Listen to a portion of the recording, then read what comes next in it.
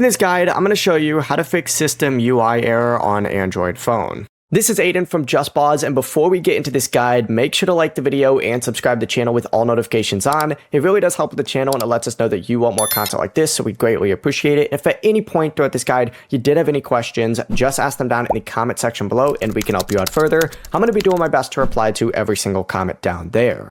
Begin by swiping up and you need to open up the settings app section. So scroll down and then scroll all the way to apps and open it up. And then up at the very top, you want to go ahead and hit search for, and you need to just search for either system UI, or you could also just search for UI and find system UI within here. If it pops up, open it up, select storage and hit clear cache. If that doesn't pop up, go ahead and instead search for Google Play Services. Open that up instead and do the exact same thing. Scroll down, you're going to see storage, open it up, and then select clear cache down in the very bottom.